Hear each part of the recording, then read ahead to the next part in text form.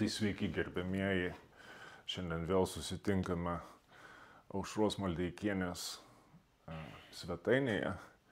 Aušra Maldeikienė, Andrius Navickas, aš Vytautas Adomaitis, kalbėsimės apie kągi daugiau, apie kultūros protestą ir kultūros sąjūdį ir platesnį kontekstą, ką tas sąjūdis byloja apie mūsų politiką. Tai pradėkim nuo tos politikos. Čia prieš tai turėjom tokį ilgą ir audringą pašnekesį ir visi kaip ir sutarėm, kad Žemaitaitis nėra pagrindinė problema, nors dažnai problema įvardinama būtent kaip Žemaitaitis, ji taip suasmeninama. Tai jeigu bandytume paklausti, jeigu ne Žemaitaitis yra pagrindinė problema, o jisai viso labo tik tai toks simptomas to viso reiškinio, tai kas yra tada ta pagrindinė problema, Andriau? Kieno pagrindinė problema? Sakome, kad problema yra kažkokia problema politinėje sistemoje, kažkoks negalavimas, sakykime taip, ar ne? Bet tą negalavimą dažnai suasmeninam kaip Žemaitaitį. Žemaitaitis yra problema. Sutarėm, kad ne Žemaitaitis yra problema. Tai kas yra tada ta problema? Matai, man apskritai, aišku, mes mėgstame kažką tai suasmeninti labai bet šiaip tai kažkaip tai, kai pradėjai sakyti, kas yra problema, prisiminiau Orvelo Gyvulių ūkį, jeigu ten atsimeni pačioj pradžioj, ten sapną sapnuoja, po to įvyksta sukilimas prieš žmonės, bet tai man čia kažkiek tai primena, čia aišku tai pasakysiu, kaip socialdemokratai pasakojo, pavyzdžiui, apie tai, kad jie niekados gyvenime nebus su Žemaitaičiu, bet gale, ten, kai baigėsi tas gyvulių ūkis, kad tenai gyvuliai žiūri ir nelabai skiria, ten sakysime, kur ten yra žmonės, kur kiaulės, kad viskas yra supanašėję. Tai aš šitai bandau kitaip tau sakyti, kad, o kuo Žemaitaitis, pavyzdžiui, Nausėda skiriasi šiandien nuo Žemaitaičio, šiaip paėmus, aš šit netgi taip radikalizuosiu. Arba kuo skiriasi dabar kažkas tai nuo socialdemokratai nuo to, arba kuo. Aš bandau provokuoti tave. Taip. O aš galiu pasakyti savo versiją.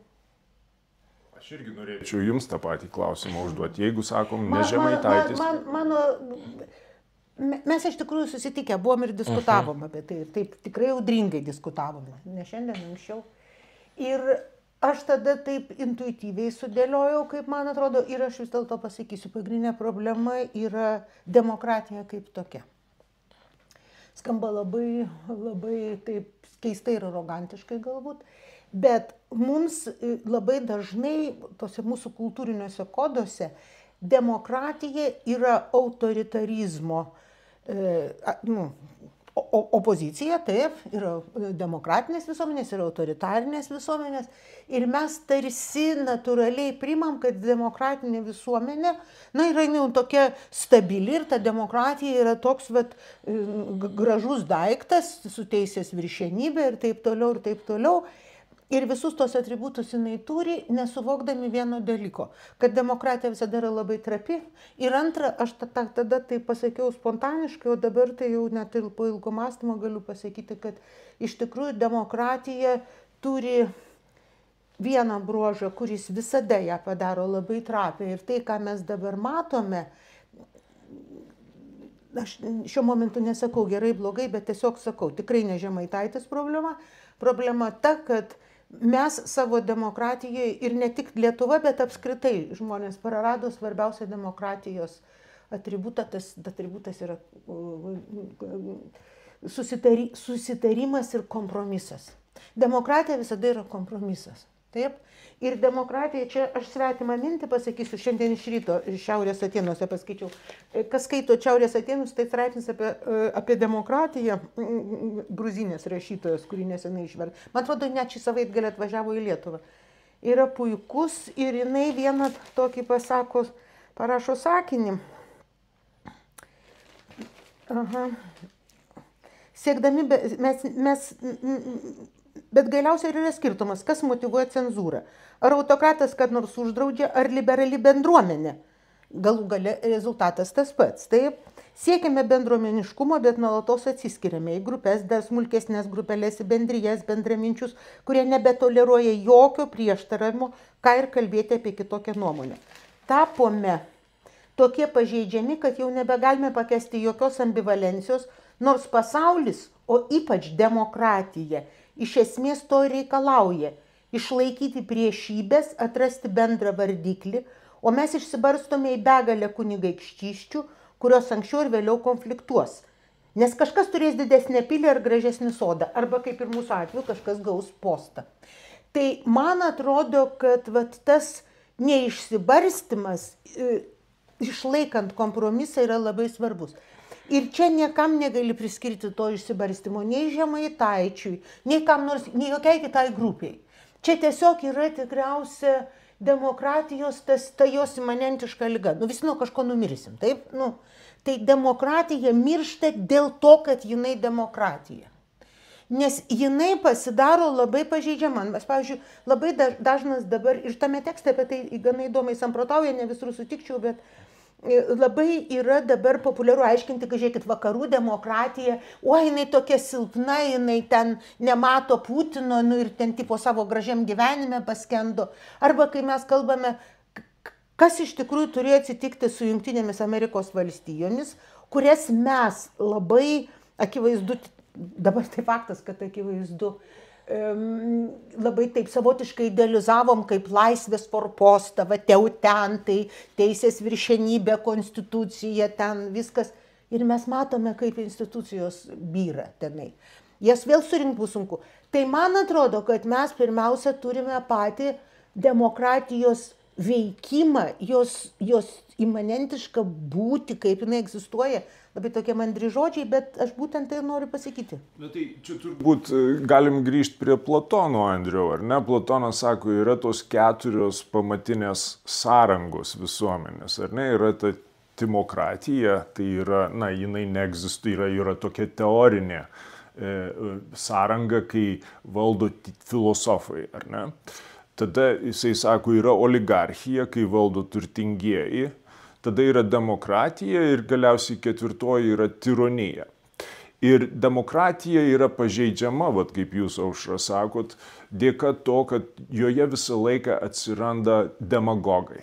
Tai, ką mes vadiname populistais, Platonas vadina demagogais. Ir demagogų veikimo būdas, skirtingai nuo jūsų cituoto teksto, yra ne tai, kad išsibarstume į atskiras salas, bet kad yra supaprastinta visuomenės schema, kurioje yra, tarkim, senovės graikų atveju tai buvo turtingieji ir nepasiturintis, ar ne? Ir juos visą laiką galima priešinti. Šiais laikais yra elitas ir paprasti žmonės. Tai ta pati priešprieša, tokia dvipolė priešprieša, kur yra nedaug salų, kurios tarpusavyje neturi jokių santykių, bet labiau tokia supaprastinta samprata apie tai, kokia yra visuomenės sankloda. Ir tada tas demagogas, jisai sako, aš esu paprastųjų žmonių atstovas, tai reiškia ir vienintelis paprastųjų žmonių tikras atstovas, tai reiškia, jeigu jūs man priešinatės, tuomet jūs esat prieš paprastų žmonių interesus, ar ne? Tai ta elito ir paprasto žmogaus priešprieša. Tai man atrodo, jeigu jūs kalbat apie demokratijos kaip pažeidžiamumą, kaip tokį, sakykime, natūralią tą pažeidžiamą būseną, bet mes žinom, kad tas demagogas ne visada atranda palankę terpę visuomenėje. Tai kodėl dabar toks demagogas kaip Žemaitaitis tokią terpę mūsų visuomenėje atrado? Žiūrėkit, visai nesenai klausiausi, tiksliai išvesiu, aš tiesą pasakius bandžiau lenkti į kitą momentą, į sutarimo momentą, kurio pamatė yra vienas momentas, mane visiškai sunervino laida, radijui, man atrodo, diskutavo 2 politologai ir 2 filosofai. Ir vienas iš jų buvo Paulius Gritėnas. Ir Paulius Gritėnas to pokalbio, tema panaši kaip mes dabar šnekame, tai prasme, kaip čia vertinti visus tos, šitos, ar Ainė Ramonaitė turi teisę turėti nuomonę, kad strategiškai protestai yra toks dalykas, klibinantis pamatus. Bet aš grįžtu prie pastabos, kurią pasakė Paulius Gritėnas, ir jisai pasakė, yra tiesa arba nėra tiesos. Tai man atrodo, kad demokratija gimsta iš kritinio tikrovės vertinimo ir tam tikro suvokimo, kuris turi būti kiekviename, kuris mąsto, kad jis yra ribotas, jis nėra Dievas. Reiškia, kai tu manai, kad tu esi tiesa, ir jis su tokiu įsitikinimu sakė, čia mes labai paprastai žmonės atpažįstame dalykus, kurie yra, mes žinom, kad dabar yra diena, taip, paskiau bus naktis, dar kažkokius paprastus dalykus. Bet kada tu pradedi konstruoti tikrovę cenzūruotą, o iš tikrųjų ir liberali demokratija tokią konstruoja, ir priešingai konstruoja, ir tu turi tą kalbą, kuri neleidžia žmogui pasakyti, kaip jis jaučia, nes bus nemandagu, nepolitkorektiška ir daug visokių dalykų, išnyksta tas kritinis vertinimas pirmiausia savęs.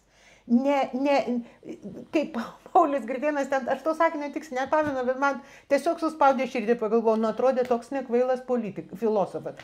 O gaunasi labai paprastai, žmogus, kuris jaučiasi žinas tiesą.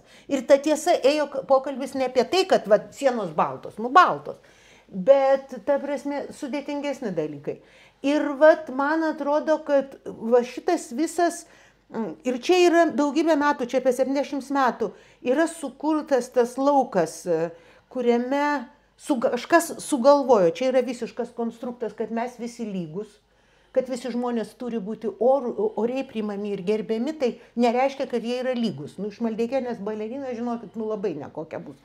Tai suprantate, tai ir tada visi pasidaro lygus, ir tada, kai mes gauname teisę kalbėti be atsakomybės, visi tie socialiniai tinklai ir taip toliau, mes taiga iš vis tų tiesų padarom jau milijoną, ir tiesa, kurią tu matai, jinai turi būti argumentuojama, aš sakyčiau. Taip, jeigu ypač filosofas kalba.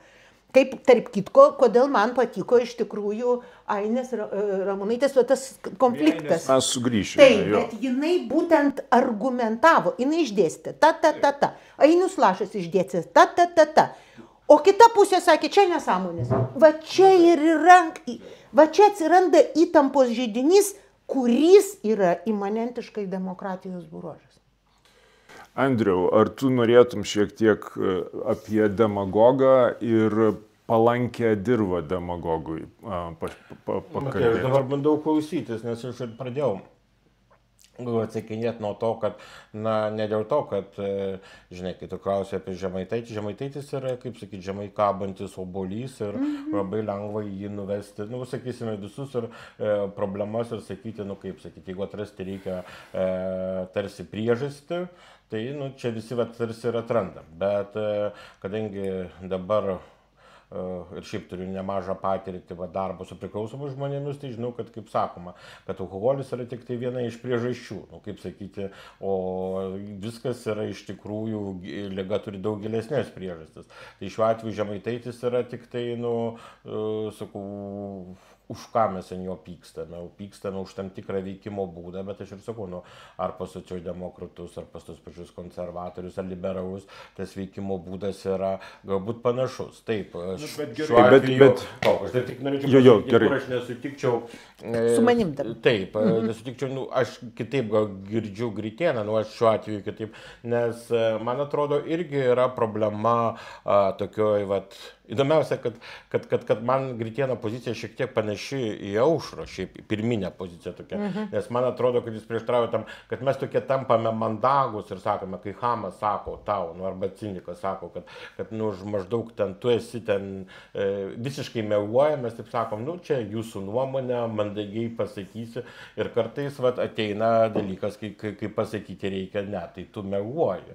Tai ta prasme ir kartais sureaguoti, nes man atrodo, kad nuo to tokio vat reagavimo, tokio autentiško reagavimo, kita vertus, kad mes gyvenam keistojom, čia aišku, galvoju, kaip čia išsireikšti keistoj visuomeniai, kai reakcija, bet kuri reakcija, pasakymas, aš nesutinku su tavim, iššaukia reakciją tavo, kad, nu, tu čia mane, reiškia, bandai nutildyti, tu bandai kažkaip tai su manim kalbėti, ta prasme, tu tarsi turėti kitą nuomonę. Prieš mano interesus. Ne taip, bet aš, pavyzdžiui, atsimenu, kai pavyzdys buvo.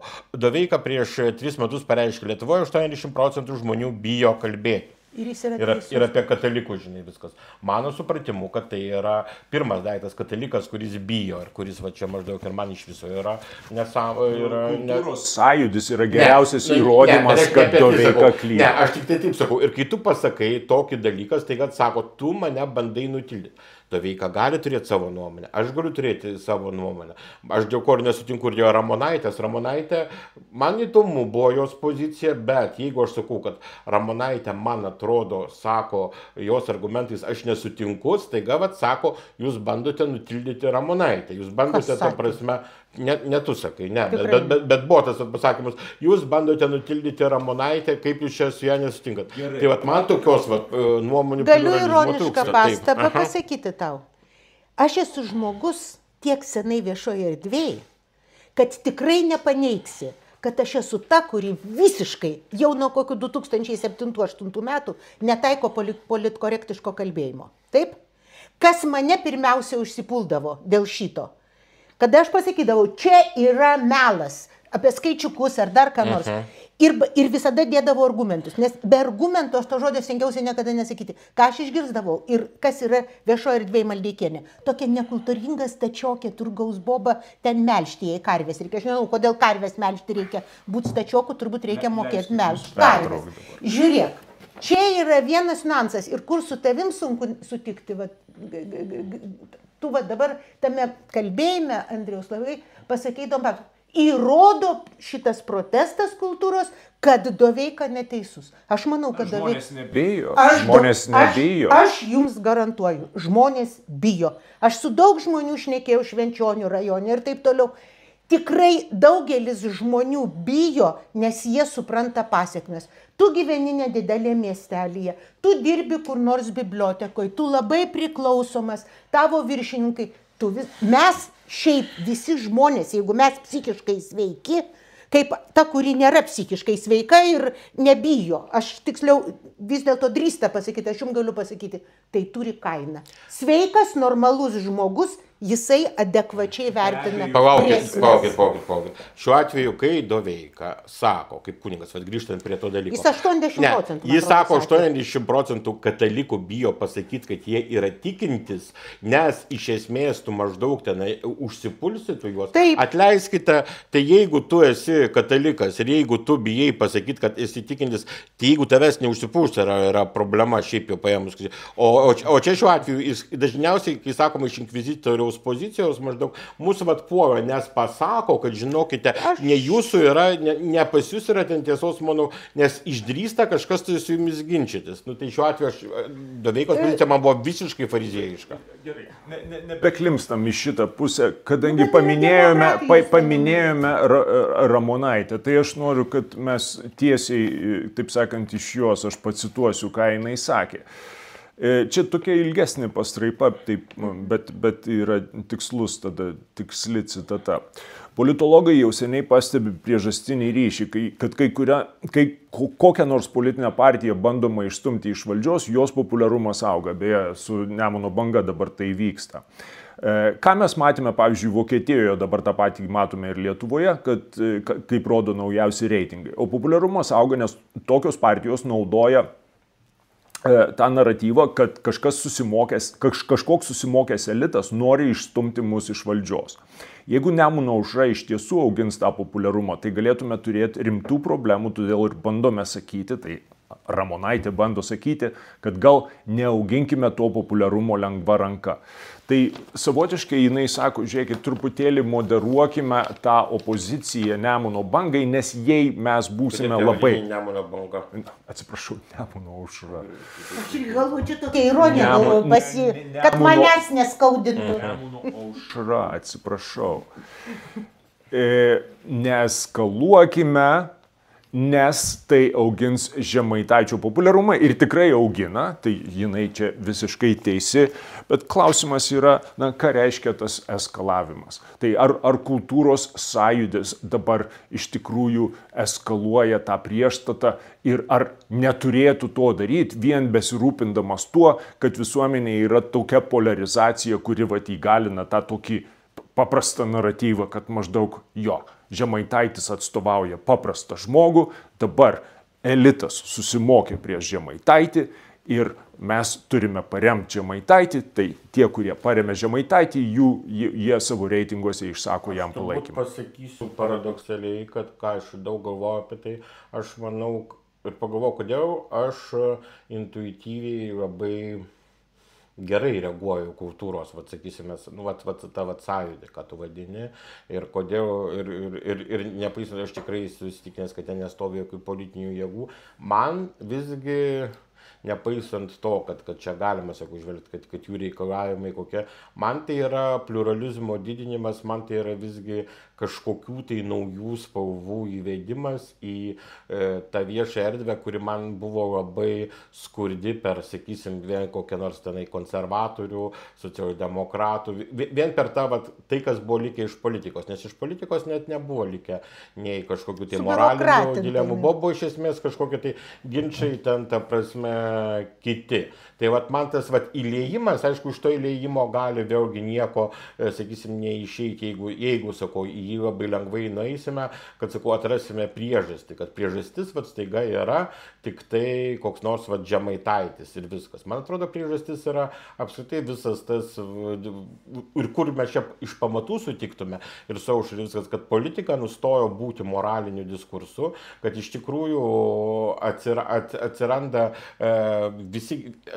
teisuoliška pozicija, prieš kurią aš kovoju. Sakau, gal mes skirtingai girdim, pavyzdžiui, ir tą patį Doveiką vis grįžtu, kad aš tai girdžiu prieš tokio, aš vis bandau kovoti prieš tokį teisuolišką poziciją. Bet šiaip, jeigu paimsim, sakau, iš gilesnės pusės, ką aš noriu pasakyti, tai kažkada tai Tėvynės sąjunga labiausiai prisidėjo prie tokios teisuoliško, vadinkime, demokratijos naikinimo šią prasme, nes labai viskas, nes buvo taip, mes esame tiesa.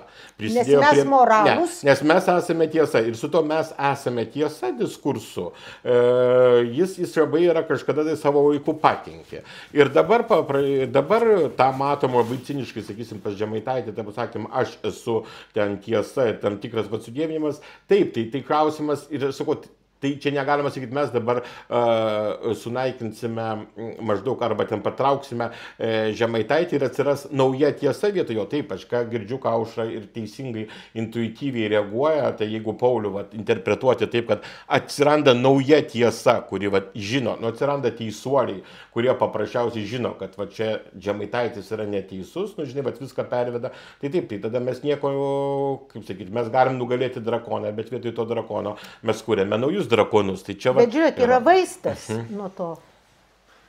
Koks yra vaistas? Visais amžiais tas pats. Savirefleksija. Ką tu iš tikrųjų darai, jau tikinčiam žmogui tai tiesiog trivialus atsakymas.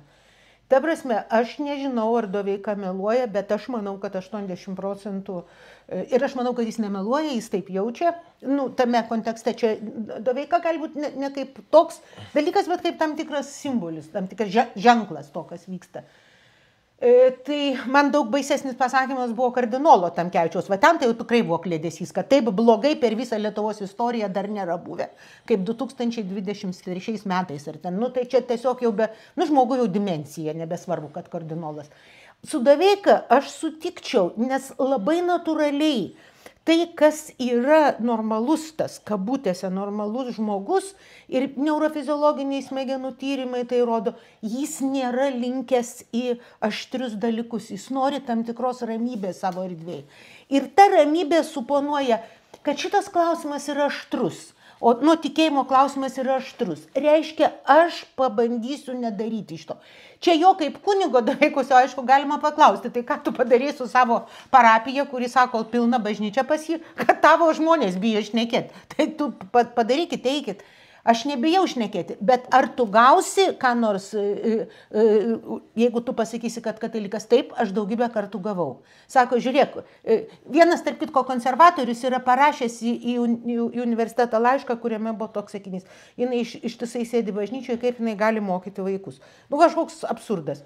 Tai, suprantat, iš tikrųjų aš sakau, kad mano atsakymas yra, ir aš tikrai to, protesto ir tų kūrėjų pusėje be abejo. Tačiau aš labai noriu vieną dalyką įkalti į savo ir į jų galvas, jeigu jie kartais klausytų. Visada būkite labai, ir savo visą laiką sakau, visą laiką būk labai, pajusk tą ribą, kada jau pradedi tikėti, kad jau tau nusileido šviesa iš aukštybių ir padarė tave tiesos šauliu. Nes demagogas, jis iš tikrųjų yra sudėtingesnis fenomenas ta prasme, kad demagogai tikriausiai gali būti vairūšių. Aš jų mačiau per gyvenimą ne vieną ir ne du. Jie labai dažnai gali puikiai imituoti. Tai yra, jie tikrai meluoja, jie žino, ką daro. Ir man atrodo, kad Žemaitaitis yra tos pusės. Aš visą laiką kartoju, visiems nepatinka žmonėms dažnai. Tai labai protingas žmogus. O koks kitas demagogo tipas? Kitas demagogo tipas, jis tiesiog nuoširdžiai tiki absurdu kokiu nors. Bet tada jis nėra demagogas. Toks, kaip mes jį matome. Labiau paikas. Bet kartais paikieji puikiai padaro. Aš, pavyzdžiui, kažkaip turiu kažkokį keistą jausmą dėl kokio nors Hitlerio, ir jis tikrai iki galo suprantu, jis netgi tikėjo tuo, ką jis darė. Andriau, tu paminėjai, kad šita būklė, kai, sakykime, tokia, kad priešininką tu laikai, tokiu ne tik tai, kad oponentų, bet jis tampa savotiškai blogio įsikūnijimu ir panašiai. Ir ta prasme, ten pokalbio nebevyksta tarp tų šalių, ar ne? Yra tokie labiau etikečių klijavimai vieni kitiems. Galima tai vadinti turbūt ta politikos polarizacija, ar ne, kai skirtingos pusės viena nuo kitos taip nutolsta, kad nebėra to vidurio, kuris tarp jų būtų tokio nuosaikaus vidurio, kuris visą laiką moderuoja tarp tų kraštutinių pozicijų, lieka tik tai tos kraštutinės būsenos. Tai jeigu sakome, kad šitai dabar yra tokia daugiau ar mažiau tiksli dabartinės Lietuvos visuomenės būklės toks apibūdinimas, kuo jisai skiriasi nuo ankstyvos nepriklausomybės laikų, kai mes turėjom irgi tokią labai didelę polarizaciją tarp Landsbergios šalininkų ir Brazausko šalininkų.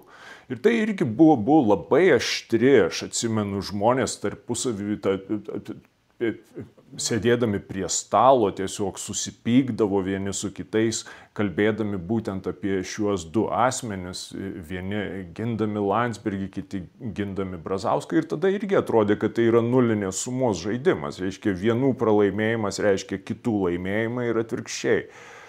Tai kaip jeigu palygintume tą polarizaciją, kuri buvo tuo met, ir dabartinę polarizaciją, kokius panašumus ir skirtumus tu matytum?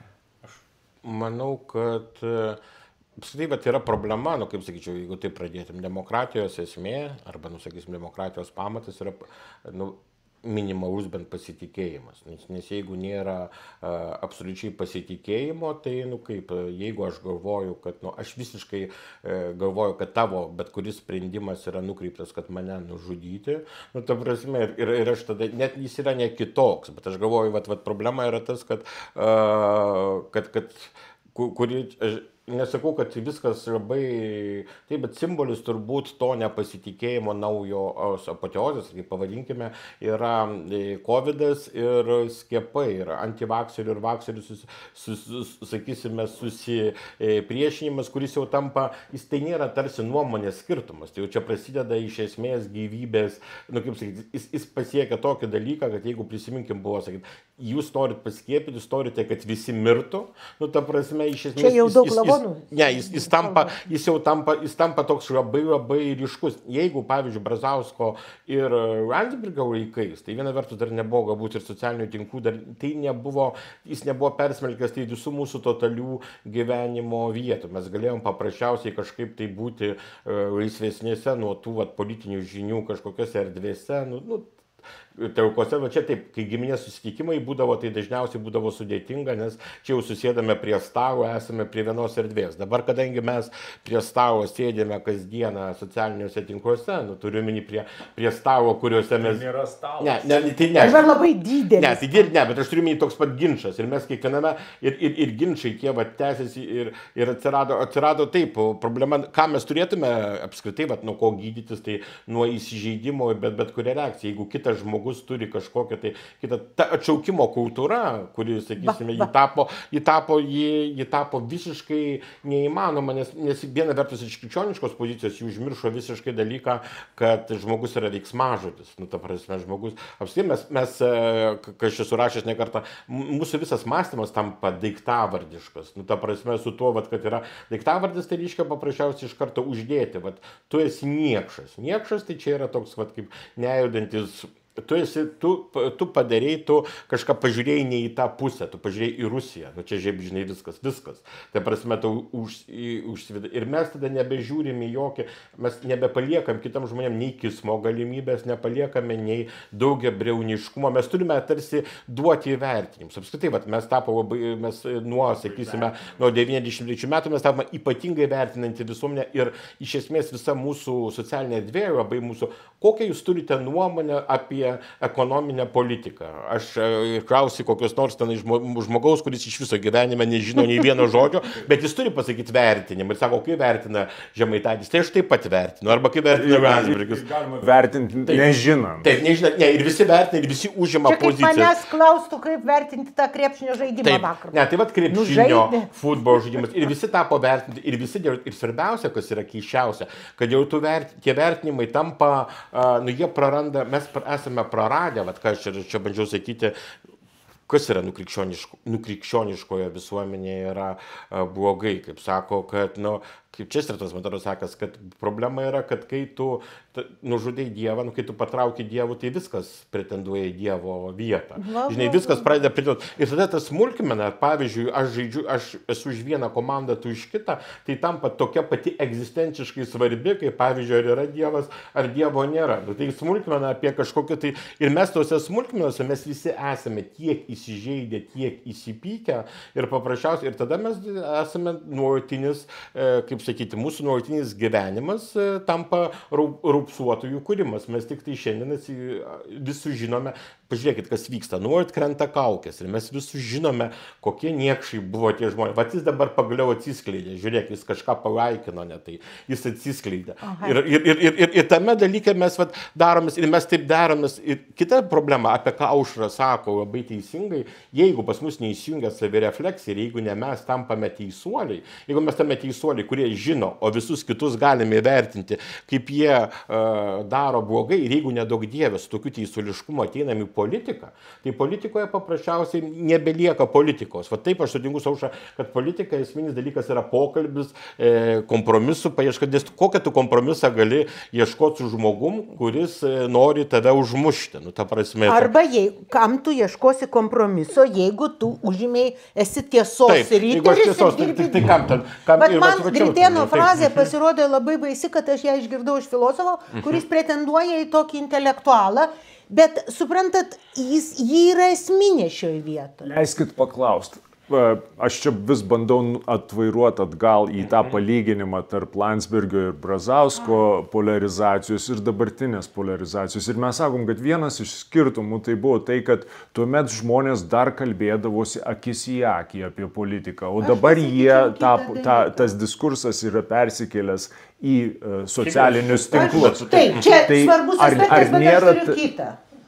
Ar nėra taip, kad kai žmonės kalba akis į akį, yra kažkoks moderuojantis tarpasmeninis ryšys, kuris net ir aršiausius oponentus kažkaip temperuoja. Skirtingai negu socialiniai tinklai, kur atsiriša visi suvaržymai staiga dingsta. Aš galiu bet ką jums pasakyti, ko aš niekada nepasakyčiau jums į akis. Man į akis visko yra pasakę, čia ne problema. Aš noriu vis dėlto grįžti prie Brazausko ir Landsbergio. O jūs norite atsakyti į mano klausimą? Ne, tu pradėjai sakyti... Ar tarp asmeninis ryšys temperuoja aš atsakiau iš karto, politinį... Tai jeigu tu kalbi su žmogum akis į akį ir jeigu antra sąlyga, irgi būtina, jos abi yra būtinos sąlygos, tu turi laiko, tai yra, jūs sėdit ir jūs turit laiko. Kas aš tai vadinu, mes gėrėme kartu kavą, vyną, nesvarbu. Mes turėjome laiko. Aš praeitą vasarą, turėjau daug reikalų ir tikrai išgėriau daug kavos ir visokių ten kitų dalykų, bet ne alkoholio. Su statybininkais, kurie dirbo mano sodyboje. Jie visi buvo žemaitaitininkai. Jie laukė rudens, kad jie ateis balsuoti už Žemaitaitį.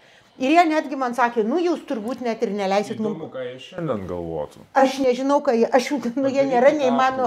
Aš nežinau, dabar aš juos ieškosiu. Jie ten kažką tai išgrindė, padarė, bet įdomus dalykas, kad vienas jų po to man parašė Facebook'e. Žinot, sakė, kalbėjausi čia su jumis visą vasarą. Atrodo, jūs esat normalus žmogus. Tai pabalsavau už konservatorius ir Matą. Suprantat, bet ar tai yra atsakymas, ar jis pakeitė poziciją? Ne, jis tiesiog priėmė, kad, Jis jumis patikėjo. Taip, jis manim patikėjo. Bet yra ir kitas dalykas. Aš iš tikrųjų juos žiūrėjau labai, kaip jie man buvo labai simpatiški ir aš tikrai, galiu ten juos savo protų taip sudorot, kad nieko, bet mes kalbėjom paprastus dalykus. Jie man pasidalino, kad pasidarė labai sunku Švenčionyse ir Švenčionėliuose gyventi, kada pastatė sieną nuo Baltarusijos. Kur dūrė. Todėl, kad jie visi gyveno iš kontrabandos, jie to ir neslėpė. Jie gyveno iš kontrabandos 30 metų, nes iš kito jie neranda iš ko gyventi. O yra vyresni, ten vienas neįgalus, toks biški matosi sunkiau eina. Suprantat, tu kada šneki su žmogum ir dėl to aš noriu grįžti prie Brazausko ir Landsbergio. Ir aš čia ir matau tą didelę dalyką, kad Landsbergis Vytautas jis yra didelis politikas, bet jis yra skaidantis politikas. Jis visada visą savo povyzą ir visų elgesių yra moralės pusėje. O Brazauskas buvo tas toksai, įdomu, kad aš su abiem esu šnekėjusi.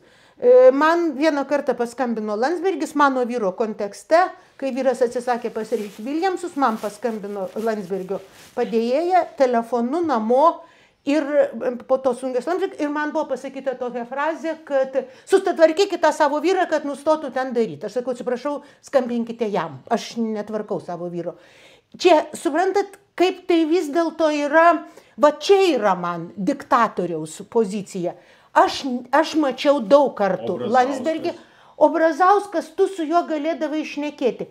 Jeigu, ir esu šnekėjusi, vieną kartą jisai vadovavo grupiai, kuri antimonopolijos įstatymą kūrė Lietuvoje.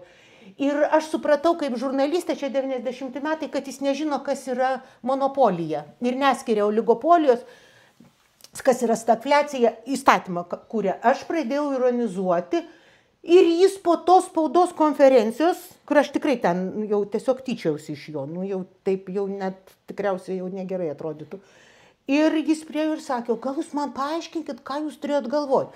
Tai, suprantat, aš vis vien visada būsiu Landsbergio pusėje pagal savo ideologinius įsitikinimus, daugybę dalykų. Bet aš suprantu, kodėl žmonės, kodėl konservatoriai galiausiai pateko į šitą aklavietę, kada kas bebūtų, bet ne konservatoriai. Kaip turėtume išeiti iš šitos aklavietės? Kaip aš gal klystu čia be abejo. Kultūros sąjūdis, beje, man yra tas dalykas, kas teikia kažkiek vilties, papasakosiu gal kodėl, nes sakysime, taip, prieš metus jau įvyko rinkimai ir, sakau, aš jų laukiau su tokia irgi labai keista nuostata, nesakau, nes man atrodė, kaip sakyti, jautėsi taip, kad iš tiesų tas mūsų pasakojimas, kad taip Lietuva nei karto gerai negyveno, jis yra ir tiesa, ir visiškas melas. Tai ta prasme, ir tiesa, ta prasme, kad tikrai galbūt kažkur tai ryšys, bet tai sakyti žmonėm, kuris jaučiasi blogai ir tikrai ne visi patenka, žinai, va, į tą kategoriją, ir toli gražu ne visi. Tai tu iš esmės nustoji kažkaip tai, prarandi ryšį su tais žmonėmis. Bet gerai. Aš sakiau... Kartu tai yra tiesa. Ne, tai bet aš sakiau, tvarkoj, mes turim tam tikrą viziją, galbūt tą viziją tikrai per mažai kalbėjom su žmonėm, ją reikėjo tikslinti. Ir aš sakiau taip, dabar išrinko kitus, socialdemokratus išrinko, tvarkoj, man labai svarbu, sakau, galbūt, net aš taip kaip krikščionis galvoju, galbūt tai atėjo ženklas, kaip sakyti, yra tvarkoj, tilto statymas. Nes mes tikrai buvome praradę tarsi ryšį su tam tikra visuomenės dalimi, sakysim, Žemaitaičio, kurie buvo labai ant mūsų įsižeidę. Ir aš tai, kai galvoju, apie man labai yra gaila, labai tų paprastų katalikų, kurie, irgi labai įsižeidė, kad čia mes kažkokias tai vertybės atiminėjom. Bet aš sakau, iš šių pozicijų žiūrint, aš suprantu, kaip jie jau, taip, mes nesugebėjome tarsi papasakoti. Ir nesugebėjome ir gyventi daug, ta prasme, už ką mus bausti yra už ką. Ta prasme, arogancijos tikrai yra. Tai ir aš galvoju, kad ateina socialdemokratai ir kažkas tai maždaug pasikeis, mes pamatysim tokį, brazauskišką veikimą, sakau, aš Brazausko niekados nemėgau, bet, sakysim, vis tiek buvo toks paprastas, kaip paprastomų, kaip vis kažkur tai galima kalbėti su žmonėm, bent jau dar, ir staiga pamatai naujo pobūdžio tokia dar didesnė arogancija, kuri atėjusi yra, žinai, kuri sustiprina, kai aš sakau, kad pamatai, galima keikti, žinai, Žemaitaitį vien, bet kai pamatai kartais iš mūsų prezidento irgi dar didesnė arogancija, pamatai visiškai tokia arogancija, kad tai nėra susikalbėjimo, tai nėra, aš nemačiau jokio tiltų statymo. Ir kas mane... Apie kokius atvejus tu dabar kalbėjai, kad įsivaizduotum? Tai pradedame nuo pačios koalicijos kūrimo, bet ir paties kalbėjimo.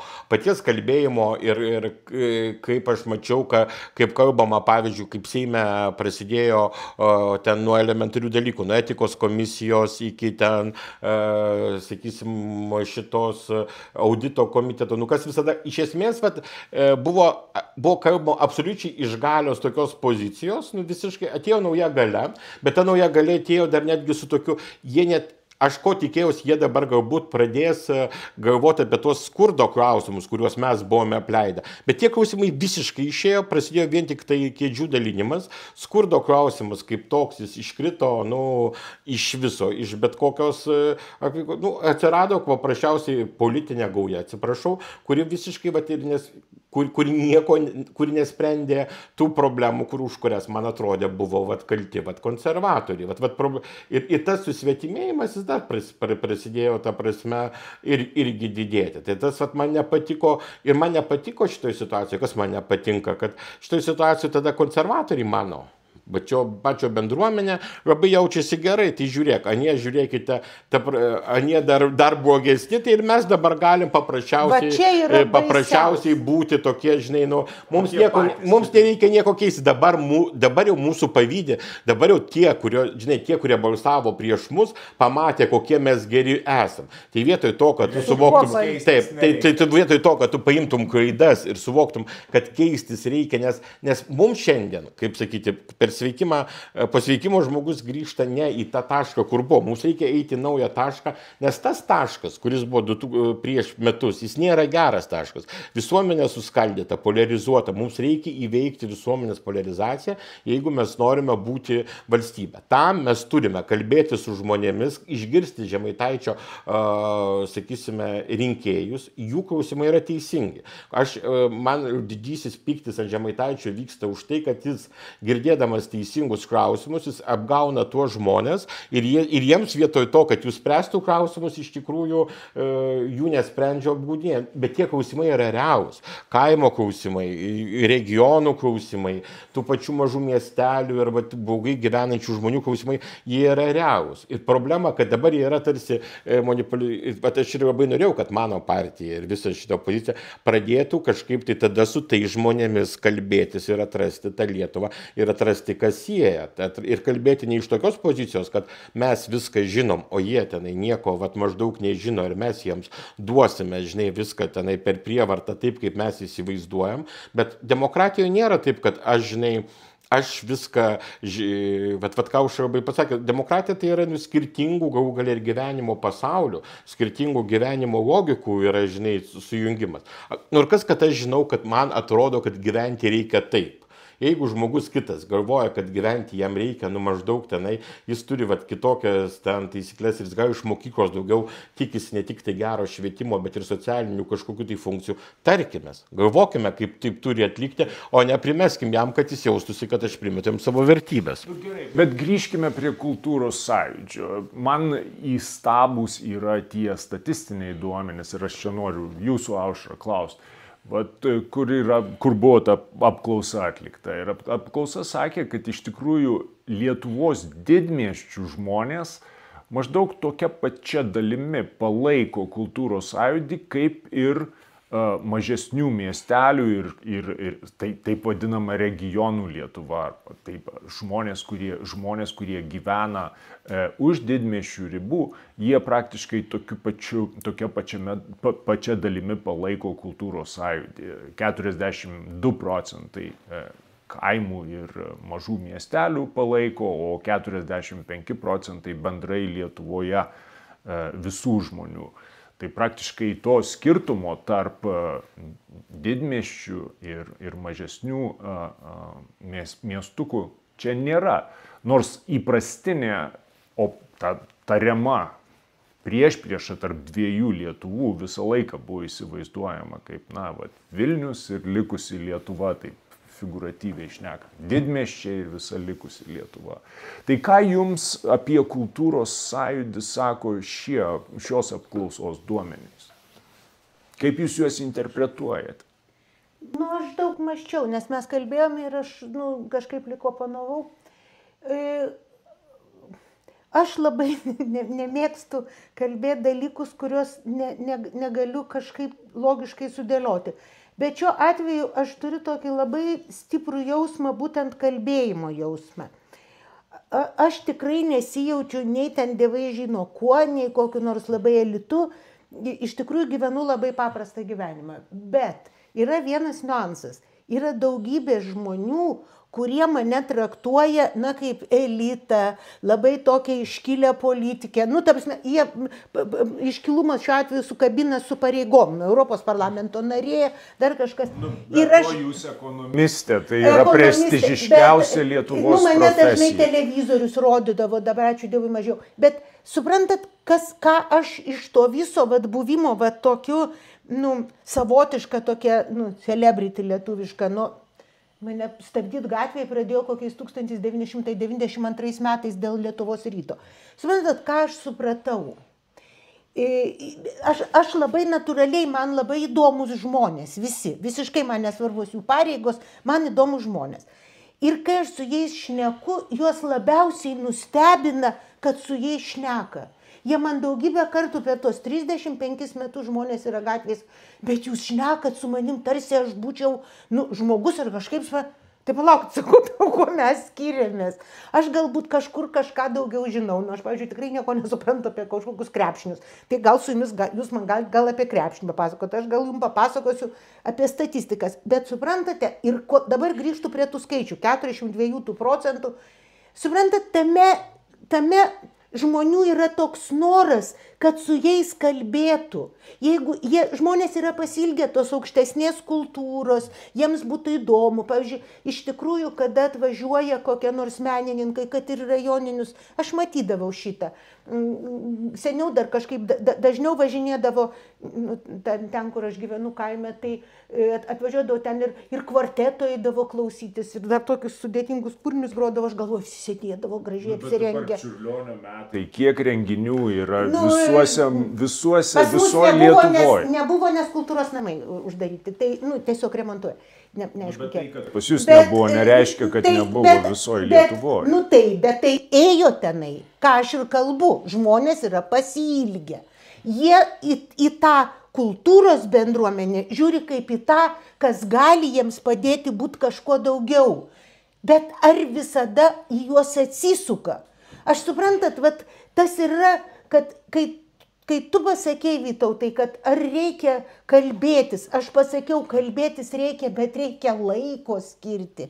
Pokalbis virsta pokalbiu, kai tu skiri laiko. Kai mes grįžtame į socialinius tinklus, kas ten vyksta? Tu durnau, tu dar durnesnė. Šitą vagė, šitą sūnų į Seimą įkišo. Sakau, tai tu paimk ir kišk savo vaiką, į pragrūsi, ten duris gana plačios.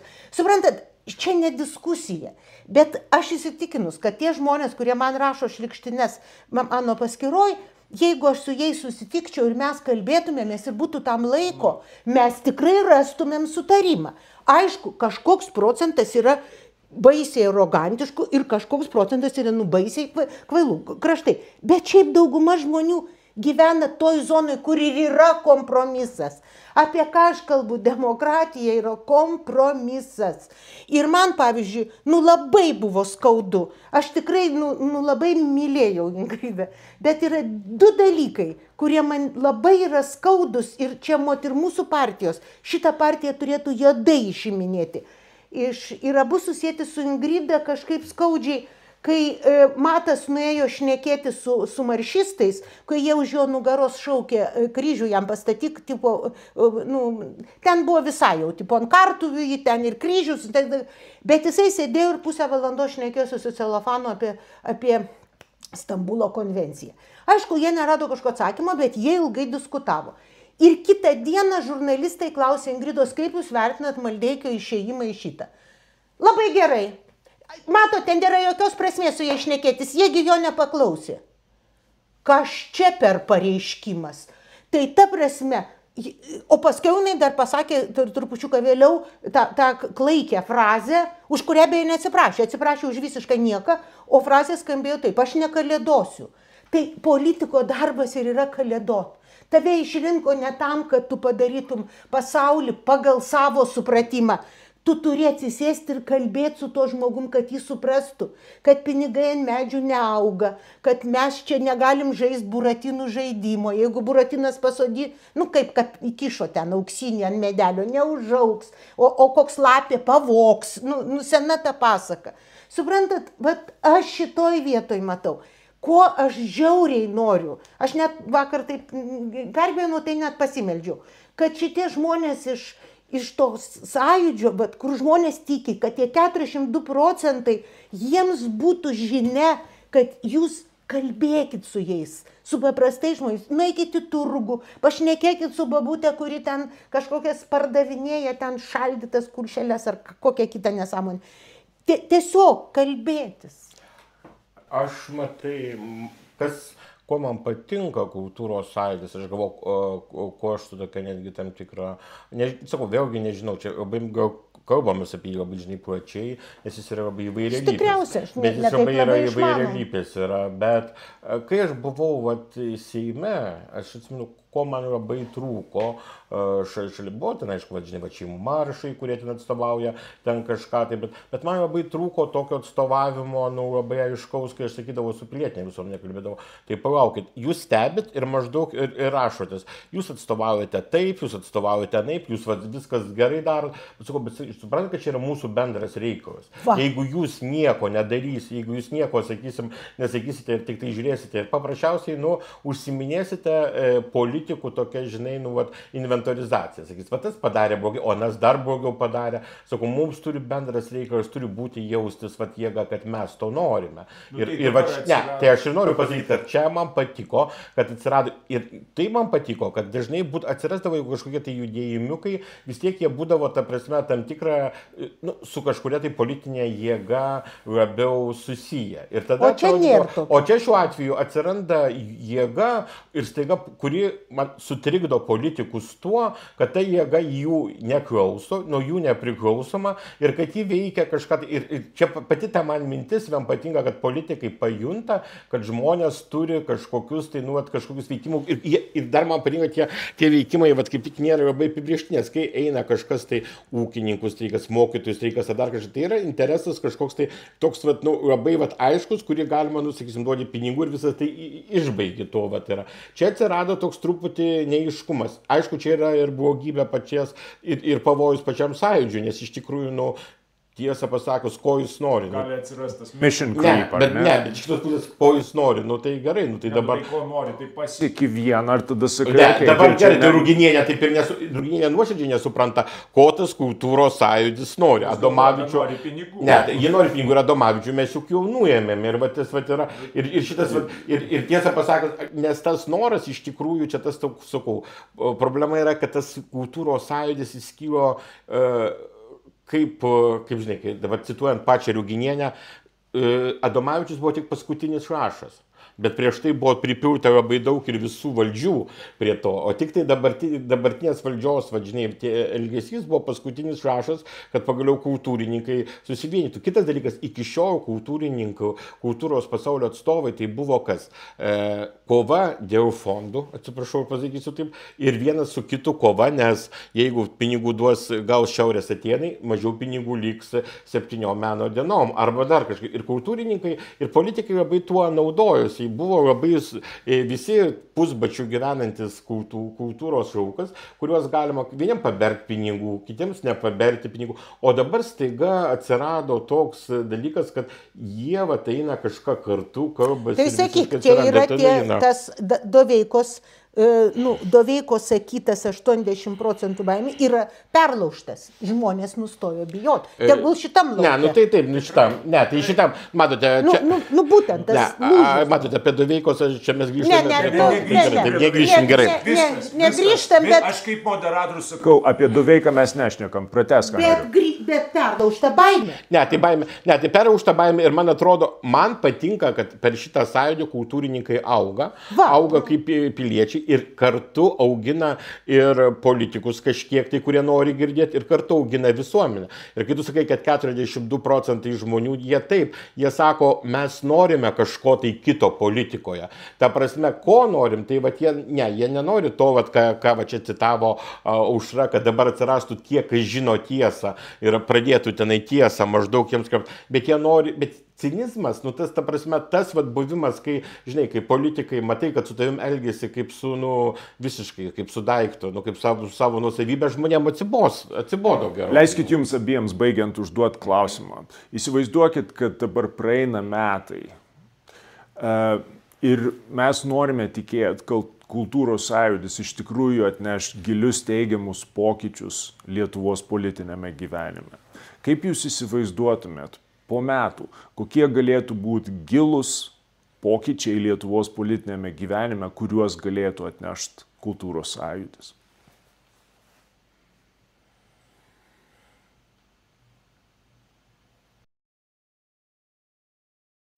Jeigu atsakyti labai sąžiningai apie tai, kad taip turėčiau atsakyti, kad nežinau, nes žinai, čia yra kaip sveikimo procesas visomis, o liga yra gili, kartais turi pablogėti tam, kad paskui pagerėtų, kartais ta liga, kartais pralaimėjimas yra didžiausia pergalė, nes jis kažką kitą subrandina. Man svarbiausia, kad tai neišaugintų naujo drakono ir neišaugintų, aš net ne iš kultūrininkų, bet neatsirastų politikoje dar irgi tokių savim patenkinto naujo jėgos, kuri galvotų, kad jį maždaug čia mes išsprendžiam visas problemas. Ko aš norėčiau, tai norėčiau, kad kultūros sąjūdyje užtektų ir kantrybės, ir jėgos eiti tikrai žemyn.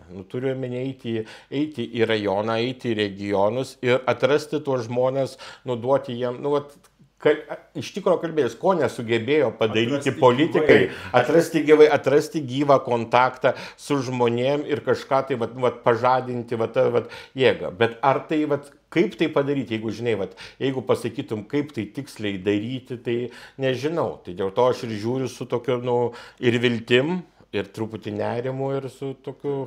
Aušra, kaip jūs manot? Kaip jūs įsivaizduojat?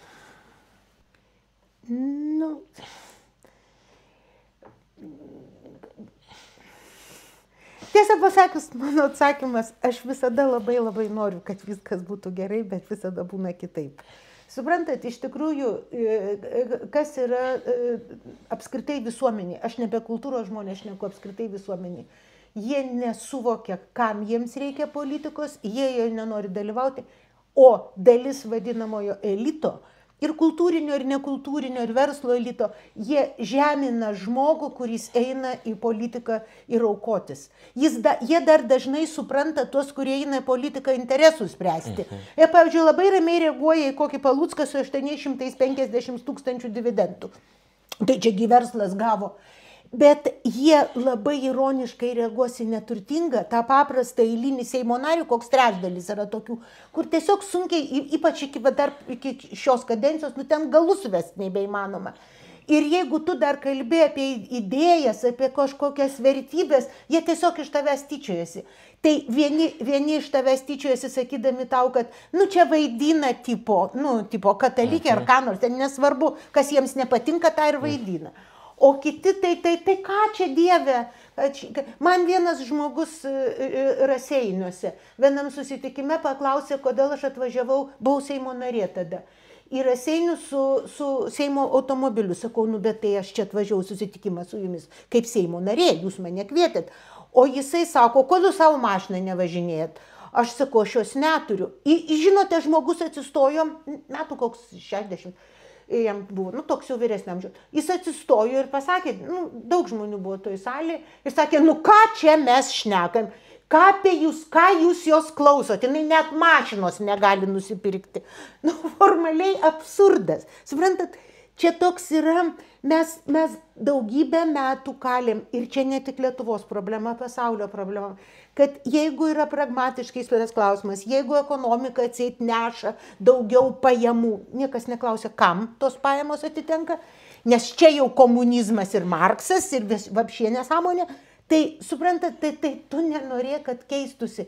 Tai aš tikrai, ką aš galiu padaryti jie, aš galiu tik pasimelsti už juos, kad jie suprastų, kad jie irgi ne pasaulio centras, kad jų menas gali būti labai padėti ir labai valyti, bet gali ne visada padėti, žmonės skirtingi.